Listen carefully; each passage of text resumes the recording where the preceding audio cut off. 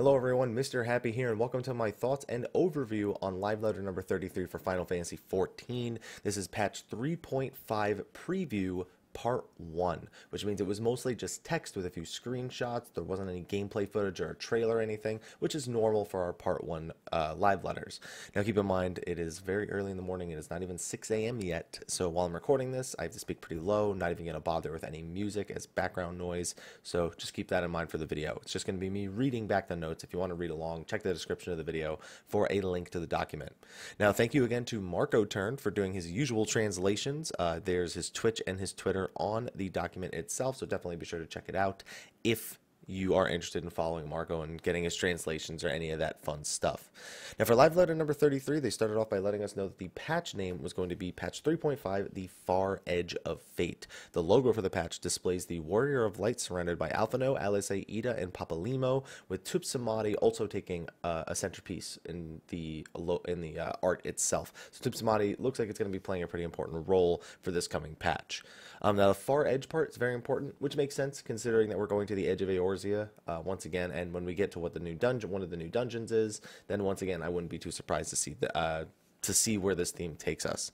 Now for the new main scenario quests, they're doing part 1 of the Far Edge of Fate in 3.5. That's going to be mid-January according to the live letter, and part 2 is going to be in March. Now they said there's a possibility that they push it into late March versus early March, based on feedback they got for 2.55, where people felt that all of the content was kind of front loaded in the first month or so, or the first month or two, and then people were just there wasn't really anything to keep them playing the game too much for the next 4 or 5 months, so they might spread it out so people can have the content spread out and get a better spread of content over the 6 months between January and the approximate date of early summer 2017. There are going to be new Warring Triad quests. There's going to be new side quests, including the Scholasticate, Hildebrand, and the Anima Weapon. I don't think that surprises anybody. All those things are kind of expected if you've been playing the game. Now, for the new dungeons in this patch, I had made the prediction of Castrum Oriens or the giant airship in Azazla. However, Baelsar's Wall, which is even past Castrum Oriens, if I'm thinking correctly, is the wall that divides Girabanya and the rest of Eorzea. It was put up by Gaius van Belsar all those years ago when they occupied Alamigo. So we're going to be scaling the wall, and I'm assuming breaching the wall, which is basically our way into Girabanya. On top of that, the hard mode dungeon is actually Samal. I had written off Samal as a possibility for the dungeon. However, instead of climbing up Samal this time, we are going to be climbing down into the heart of the mountain itself. So that makes sense, which I had considered the possibility, but I just didn't think Samal was going to be the option they went for. Curious to see the reason why we're going back to Samal in the first place. So those are the 2 new dungeons that are going to be in the Expert Roulette for patch 3.5. For the new 24-man raid, hashtag #EthysJesus, Ethys called it himself Dunskaith, also known as the Fortress of Shadows. This is going to be where we go to face off against Queen Skathak, and this is going to be also the finale of the Shadows of Mach storyline. There may be some remaining loose ends, but I mean, there were kind of loose ends with Crystal Tower, so I guess that shouldn't be really too much of a surprise to anybody. The first boss we know is going to be on an airship. There's going to be other bosses in the different districts. The Fortress of Shadows looks mostly like it's broken up into what is akin to a city-state. There's a market area, there seems to be a living quarters and all that stuff like that. But all we know is that for the airship boss, it's very likely that we're going to see some mechanics similar to Titan, where you could be knocked off of the airship. So just keep that in mind. Ozma, you could fall off. This, they're going to be actively trying to push you off with more than just a minor knockback like it was with Ozma. For the new trials, we have Containment Bay Z1T9, which is Zervan, the demon of the Warring Triad. There will be an extreme mode as well. And with this, the Warring Triad will reach its finale. Hashtag RIP Tower of Gods. Regula is going to play an important role here, obviously as the leader of the 6th Legion, messing with the Warring Triad. Curious to see how his involvement goes with Zervan the Demon, especially. A new piece of content we're going to be getting is from Zloe Aleapo. Now, that is not a, well, I was going to say it wasn't a typo, but it was because I spelled Aleapo wrong. Zloe Aleapo is we don't know, maybe the mother, maybe another sister. We don't know. It's one of the Aleapos. And they're going to give you a new type of book for new crafting and gathering content. Basically, you're going to have to raise your satisfaction level with specific NPCs by handing them requested, crafted, or gathered items for different kinds of rewards. Glamour elements are also going to play a role here, but with this, you're going to be able to get different crafter gatherer type rewards in the first place. It's going to be introduced in 3.5 with a bunch of new NPCs, and they're going to expand it to some pre-existing NPCs in 3.55. Now, Exploratory Missions 2.0, this actually surprised me a little bit. They said pre-existing exploratory missions have been heavily updated. Now, they told us originally that we would see new areas here. However, it's only specifically referencing the diadem. Now, I'm curious if it is actually the diadem itself that is getting reworked here. And let me explain what I mean after I read some of this. There's going to be two types of exploratory missions: hunting exploratory missions and gathering exploratory missions. You get to pick which ones you want to participate in. Now, they said that the map itself was going to be changing from what it was before. Now, that's a very loose translation. For all we know, that could mean that whenever you enter, it's slightly randomly generated, similar to Palace of the Dead, or if it's going to be new areas altogether that you're going to be looking at.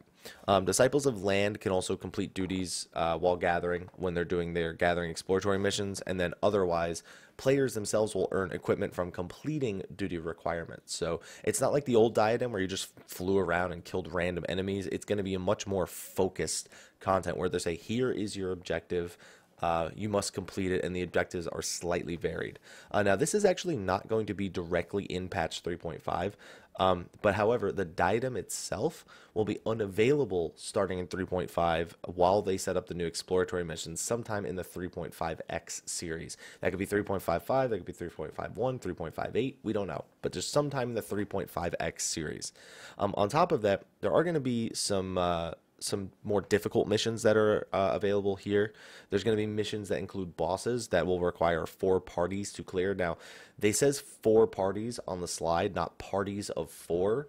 So I'm assuming that means 4 8-man parties. It could be 4 4-man parties for all I know. It could be 4 8-man parties. It could be 4 alliances. I doubt that one. So I'm going to assume that it means 30. The bosses are designed for 32 people for the time being, but just keep in mind that that is up for consideration or correction. We're not 100% sure. We're just taking it word for word what was said in English on the slide.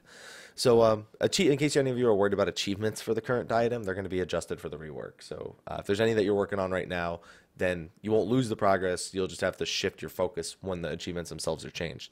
We're getting our cross-server party finder finally. So basically, the party finder window itself is going to have 3 windows now. One for all party finders, one's for just your server, and one's for any server on your data center. So you can filter it depending on what kind of party finder, what server you want to do your party finder on. Not even what server, whether it's your server or all the servers, pretty much. Now with that, the data center wide party finder options are being implemented. You can recruit for just your server. You can recruit across all of the servers on your data center. And keep in mind, this only works for content that's in the duty or raid finder. That means currently things like Palace of the Dead and I guess technically Diadem or any sort of content that is only accessed through talking to an NPC is not available. However, they did say that they are going to implement it as soon as possible so that you can do Palace of the Dead and things like exploratory missions with this. But you can't do open world content. You can't put together a map party. You can't put together a hunt party cross server. It's only things that are instanced that this will work for. So keep that in mind. They're also adjusting the blacklist to make it work across servers. I don't know if that means we're getting more blacklist space or not. I'm just telling you what they told us. They're also going to add more filters to help narrow down exactly what you want to find, because there should be a lot more options on the party finder list. It may be harder to find what you're looking for, so they're going to add some filters. You can also password lock your recruitment threads. It's a 4-number passcode that it's locked to. And this allows for some interesting scenarios. I was wondering if they were going to implement password locked recruitment, because that allows you to do a cross-server static. You know, hey, guys, we're going to get together 7 p.m. tonight. The password is 1234. We're going to do A9 and A10 Savage tonight. You know, you can realistically organize a cross-server static with this. It's not the greatest, but it is an option. And also you could just set it so only your friends can play, or you can do it for, I mean, like for example, I'm a streamer. I can make it so that I can open a party finder and only people who are in the stream will know the password to it. I'm just saying those are a few possibilities with things there. Now, that will be in 3.5. That will not be something you have to wait for. That is coming in the mid-January 3.5 patch. Now, PvP got some huge news. They're allowing you to queue without Grand Company restrictions anymore. Now, to be clear, you have the option to turn it on or off. I don't see why people are going to leave it on. I think they said due to people who want to role play and play with a specific Grand Company, or maybe people who want to queue together and end up in the same Grand Company, like they can choose to queue for a specific one. I don't know. You don't have to use Grand Company requirements anymore for PvP. And they said they're actually not removing it because of queue times, but they did say that queue times should be better now. They're removing it because apparently in 4.0 we're getting a new type of PvP content, and it just doesn't make sense for Grand Company restrictions to exist there. And if they're going to stick it in front lines, which it seems like they're going to do, the frontline roulette, it just seems to that the Grand Company system hinders their ability to make new types of PvP. What that tells me is things like capture the flag. For example, something where you only have two sides is something where you would want Grand Company requirements abolished. So hopefully this means a little bit more varied objectives with PvP and not just protect this point, kill other players, which is how it's pretty much been since its inception. And they're also going to enable it so you can use Free Company and Link Shell chat in PvP from now on. So that's going to be something that's enabled. However, there is some really weird news coming soon, and we'll get to that after dueling. Dueling, for those of you who are hardcore duelists, they're going to give you recast timer resets at the start of duels. And on top of that, you have the ability to item level sync to 150, or you can sync to the host's item level. Like, say, you challenge somebody to a duel and you're item level 155. And the person you're challenging is item level 210, you can sync it to 155, or you can choose it to sync it to 150 in this case. You could still do unsynced if you want, but those options are there now. Now, as for the feast, there's going to be some new maps. Actually, same rules as before, but new maps. They said maps, plural, but they only showed a single map. They showed one new map that exists in the Black Shroud, and this is actually not going to be implemented till 3.55 when the season ends. I'm now intrigued to try the feast just because of that. Because I want to see what the new maps are and how they play. So I may actually participate a little bit in the feast, something I haven't done in a while. Just the feast has been the feast. People just stop doing it after a week or two, and I don't think this will change that, but it's something. You know what I mean? Now, the interesting thing, just for the feast, this does not apply to frontlines. This only applies to the feast.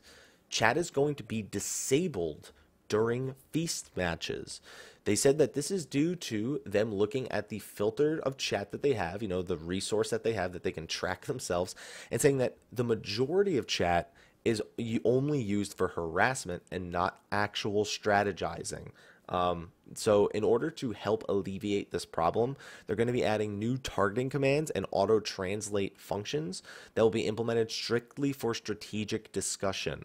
Now, these new commands and actions can actually be used as buttons on your hotbar. I don't know that I want to add any more buttons to a hotbar, especially in the middle of PvP where I've already added a ton more. So I don't know how to receive this. I mean, I get it, but that's the internet, man. Like, that's going to happen in any competitive game. So it's hard for me to think. Like, I could understand you having it so that if somebody is generally toxic, you block their chat. Like, they're not allowed to chat. But it's really tough for me to see the reason of disabling it for everybody. Either way, I'll play it in 3.55, see how it turns out, and then, go on to living my life waiting for the expansion. And also, these new actions for your hotbar that are to strategize, those are only for the feast. Again, you can't use those in frontlines. Updates to the Chocobo Companion system. The Duty Finder can be used while your Chocobo Companion is present. We can't take our Chocobos into dungeons, but we can queue for the Duty Finder with the Chocobo out. And the reason for this is they changed Chocobos from being party members to being pets. And yes, they immediately answered the question, yes, you can have a full party of 8 people, and all 8 people can have their chocobo out. That means if you have 8 summoners, that you'll also have 8 chocobos and 8 eggies. It gets pretty crazy. They didn't mention machinist pets, but they mentioned summoner scholar. I'd assume with machinist pets it's also fine. And then, of course, when you queue into the duty finder, your chocobo will be desummoned like a pet would be. My alarm went off because this is the time I normally wake up to get ready to stream. So yeah, but also because they're not party members anymore, any healing you want to do on a chocobo, if the chocobo is not your own, you do need to target the chocobo itself. That's kind of the same way pets work now. I'm just hoping they make it so that like Medicas and Medicatus hit all the pets like with the chocobos like they do with everything else. So that's one step. Now we just got to be able to take them into the Aquapolis and we're good. Eggy Glamour. They confirmed Eggy Glamour will be in 3.5. And it's going to be the very basic. Now, a lot of people have like really high expectations of what this was going to mean. They told us that when it was implemented, and they told us this a long time ago, like even before 3.4, that when this was implemented, it was just going to be carbuncles. They just wanted to get the system in place and allow you to change the appearance of your eggies to carbuncles. That is what is in the game right now. There's a relevant quest to unlock the feature and explain the feature, and then you can alter it using text commands. We don't know what the text commands are, but I'd imagine it'd be like /eggy carbuncle, /eggy, emerald carbuncle or something, something basic, not something super complicated. And the appearance will be changed. The appearance change will be saved even if you log out. And they said that now that the system is in place, they can start working on releasing other eggies. They specifically mentioned, I think, Ramu and I can't remember what other eggy they implemented, Sephiroth, because they already have some of those in place. They already have resources for those in place. So those were specifically listed as potential options for the future. But it could be anything. I'm sure they'll actively work on developing stuff for this. The Novice Network, they're just going to make it so that you can decline being invited to the Novice Network, and you can opt, so you don't have to opt out once you join. You could just choose not to join it in the first place. For returning players, they're adding a new status. So you guys may remember they added the role-playing status. We have the new player status. Now we have the returning player status. This is the status that is given as an option to players when they have not logged in for 45 days or longer. This is, again, only going to be available after 3.5. And it's to let people know, hey, I'm somebody who hasn't played the game in a while, so I'm probably going to need some help, or I may not have done this before. Basically, when they log in for the first time after 45 days, Window's going to pop up, and it'll ask you if you want to use this status. Now, on top of that, and it also requires you to be level 50 or above to be considered returning as opposed to being new. Returning players can also use the Novice Network, and they do also benefit from doing content with mentors. They get bonus EXP for doing content with mentors. So just like the new players would. So it's got a few nice benefits for people who are coming back and want to do some leveling or play with some friends or something like that. It's a nice little incentive. It's a nice little means of developing clarity as well. Some additional updates real quick. You're going to be able to preview item colors on the equipment screen. They're going to be adding paintings as furnishings, which you unlock via the sightseeing log. Basically, you do a sightseeing log, and then there's an NPC who will sell you paintings based on your sightseeing log. So they're not screenshots. You can't take a screenshot and put it on the painting, just to be clear. And then there really wasn't much else. They just reminded us of a few things. They showed off a few armor pieces. They showed us the music video for Locust, which is the Alexander boss theme for the most part. And they performed it live at FanFest. They had made a little music video for it, I suppose, for the Duality promotion. And then they had their special guest. Now, I suspected that the special guest might be Tabata. I was wrong. It was actually Rie Tanaka. You guys may remember her. We've had her as a guest before. She's the voice actress for Sophia, Kan Isena, and Garuda. So I'm not going to go through all this. They basically spent the entire time talking just about Final Fantasy XIV in general. And there's nothing wrong with that. It's just not news for me to report on. If you're interested in it, I recommend that you watch the live letter itself and pick up on anything that anyone else has said, especially because if you don't understand Japanese, it's really hard to stay interested in these conversations in the long run. But yeah, and then they showed off some new merchandise. There's going to be a blanket in the Crane Games at Fan Festival. They're going to be selling a hoodie that Yoshida is wearing. There's a necklace of Harshfont's shield, which apparently Yoshida said was very expensive. They also did talk about some interesting things, like they're going to make a Chloe Leopo minion. They showed off suspenders as a new glamour piece with some overalls. I guess not even really overalls, pants with suspenders. They may raise the speed of the ground mounts in the expansion. That was another piece of news. If they do, they may add the Final Fantasy VII bike as a mount.